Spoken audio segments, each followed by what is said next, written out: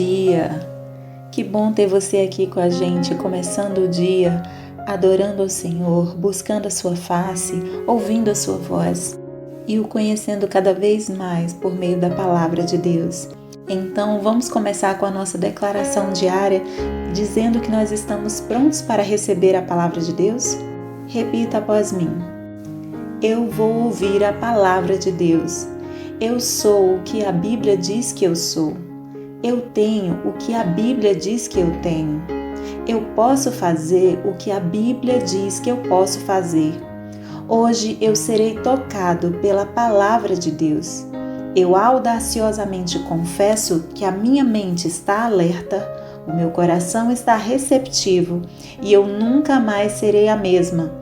Eu estou pronto para receber a incorruptível, indestrutível, sempre viva semente da palavra de Deus.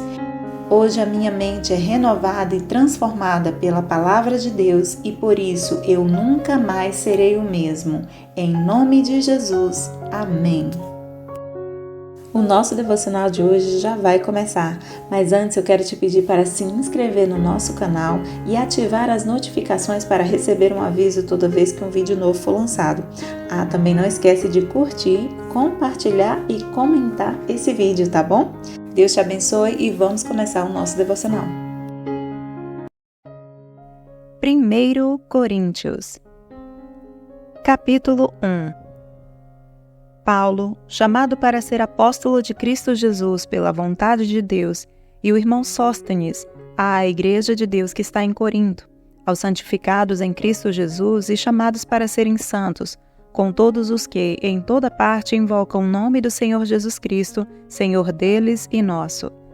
A vocês, graça e paz da parte de Deus, nosso Pai, e do nosso Senhor Jesus Cristo. A gratidão de Paulo. Sempre dou graças a meu Deus por vocês, por causa da graça que dele receberam em Cristo Jesus. Pois nele vocês foram enriquecidos em tudo, isto é, em toda palavra e em todo conhecimento, porque o testemunho de Cristo foi confirmado entre vocês, de modo que não falta a vocês nenhum dom espiritual, enquanto vocês esperam que o Senhor Jesus Cristo seja revelado.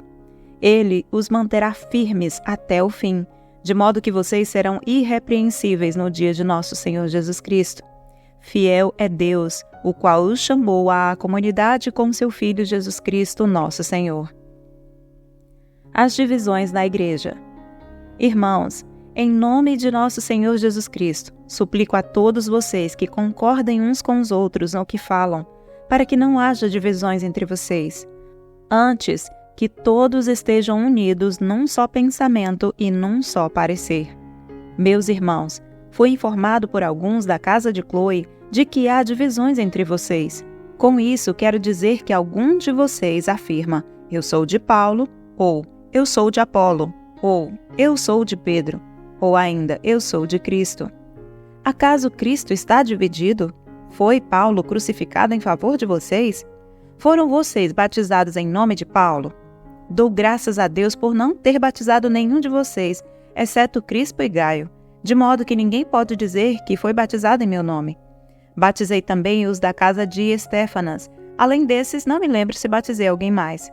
Pois Cristo não me enviou para batizar, mas para pregar o Evangelho, não porém com palavras de sabedoria humana, para que a cruz de Cristo não seja esvaziada.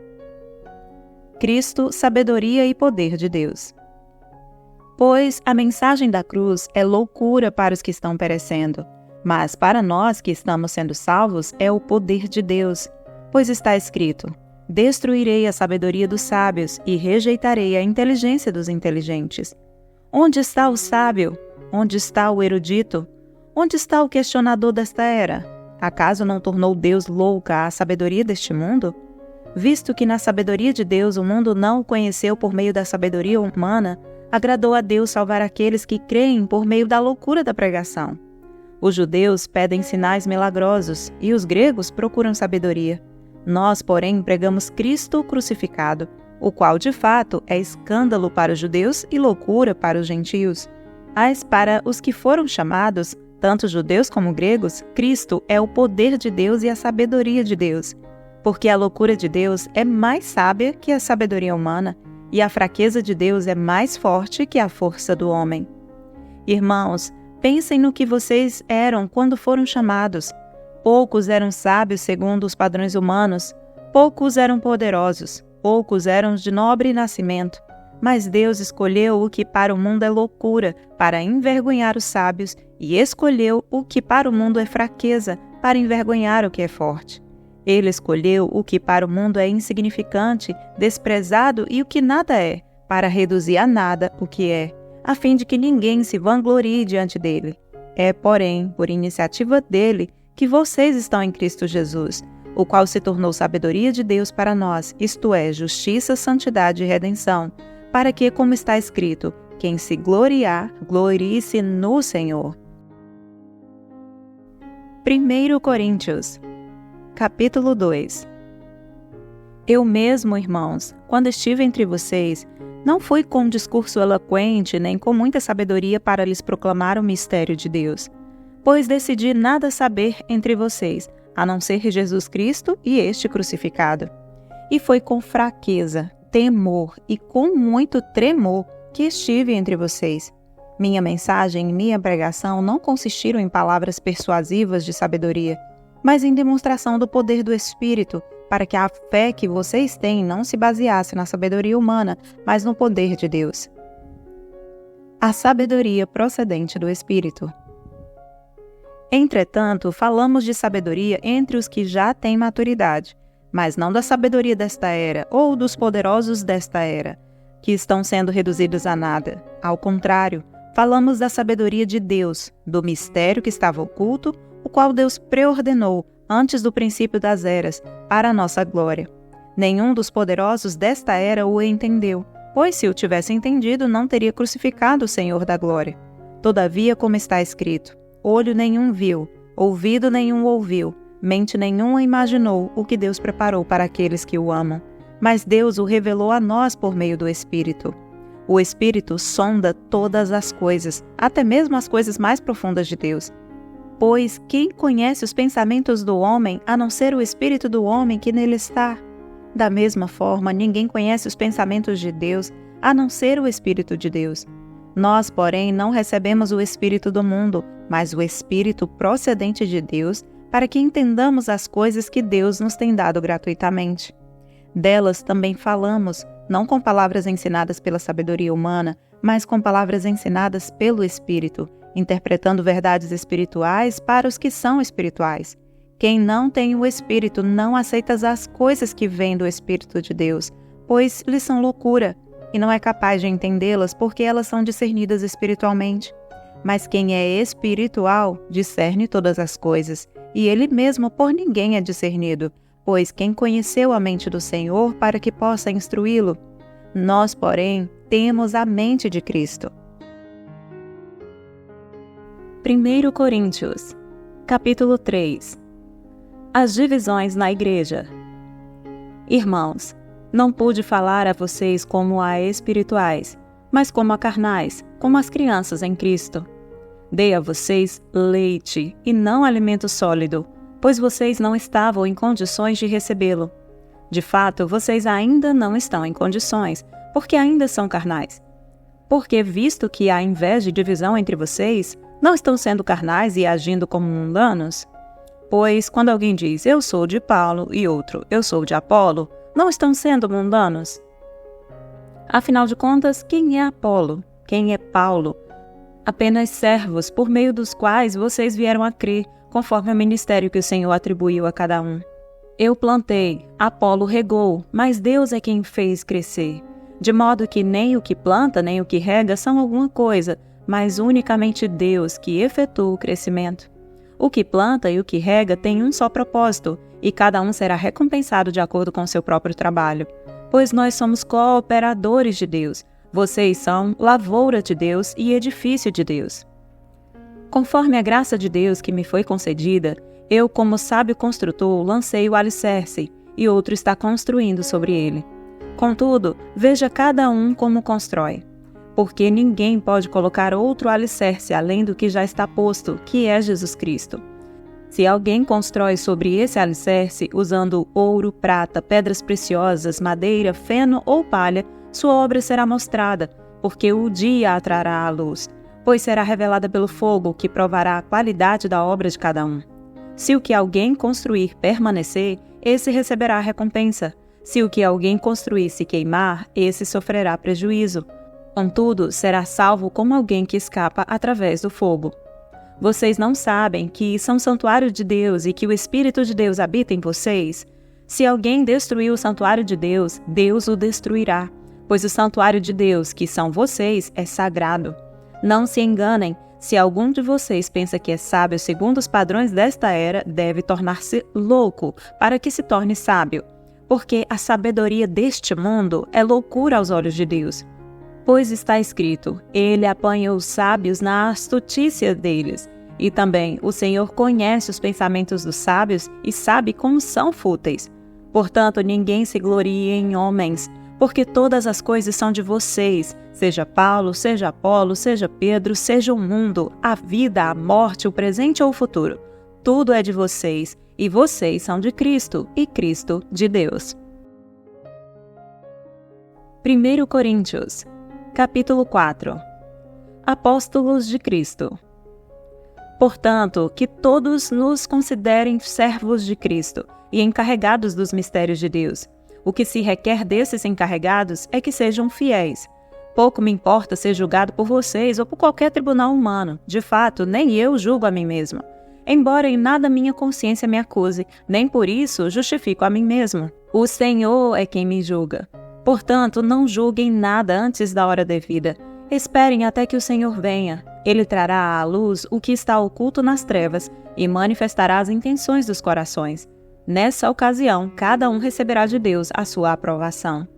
Irmãos, apliquei essas coisas a mim e a Apolo por amor a vocês, para que aprendam de nós o que significa, não ultrapassem o que está escrito. Assim, ninguém se orgulha a favor de um homem em detrimento de outro, pois quem torna você diferente de qualquer outra pessoa? O que você tem que não tenha recebido? E se o recebeu, por que se orgulha como se não fosse? Vocês já têm tudo o que querem, já se tornaram ricos, chegaram a ser reis e sem nós. Como eu gostaria que vocês realmente fossem reis, para que nós também reinássemos com vocês. Porque me parece que Deus nos pôs a nós, os apóstolos, em último lugar, como condenados à morte. Viemos a ser um espetáculo para o mundo, tanto diante de anjos como de homens. Nós somos loucos por causa de Cristo, mas vocês são sensatos em Cristo. Nós somos fracos, mas vocês são fortes. Vocês são respeitados, mas nós somos desprezados. Até agora, estamos passando fome, sede e necessidade de roupas. Estamos sendo tratados brutalmente, não temos residência certa e trabalhamos arduamente com nossas próprias mãos. Quando somos amaldiçoados, abençoamos. Quando perseguidos, suportamos. Quando caluniados, respondemos amavelmente. Até agora nos tornamos a escória da terra, o lixo do mundo. Não estou tentando envergonhá-los ao escrever estas coisas, mas procuro adverti-los como a meus filhos amados. Embora possam ter 10.000 tutores em Cristo, vocês não têm muitos pais, pois em Cristo Jesus eu mesmo os gerei por meio do Evangelho. Portanto, suplico-lhes que sejam meus imitadores. Por essa razão estou enviando a vocês Timóteo, meu filho amado e fiel no Senhor, o qual lhes trará à lembrança a minha maneira de viver em Cristo Jesus, de acordo com o que eu ensino por toda parte em todas as igrejas. Alguns de vocês se tornaram arrogantes, como se eu não fosse mais visitá-los. Mas irei muito em breve, se o Senhor permitir. Então saberei não apenas o que estão falando esses arrogantes, mas que poder eles têm. Pois o reino de Deus não consiste em palavras, mas em poder. Que é que vocês querem? Devo ir a vocês com vara ou com amor e espírito de mansidão? 25 de novembro. O tema da mensagem de hoje é a conduta cristã num mundo de pecado. Hoje começamos a leitura do livro de 1 Coríntios. A cidade de Corinto era um influente porto comercial nos dias de Paulo, habitada por 250.000 cidadãos livres e por até 400.000 escravos. Assim como muitas cidades portuárias, Corinto era cheia de práticas perversas e de estilos de vida dissolutos. Paulo parou ali durante sua segunda viagem missionária e estabeleceu uma igreja na cidade. Pouco depois, Paulo recebeu relatos problemáticos de conduta sexual imprópria, incompreensão das crenças cristãs e o mau uso dos dons espirituais por parte dos coríntios. Nesta carta que começamos a ler hoje, está repleta de exortações e correção. Paulo lembra os cristãos de que a sabedoria provinda de Deus está em contradição direta com os caminhos do mundo. Adverte quanto aos perigos da competição espiritual e afirma a necessidade de se abster da imoralidade sexual. O apóstolo dá uma lição acerca dos processos judiciais e revisa os princípios divinos para os casados e para os solteiros.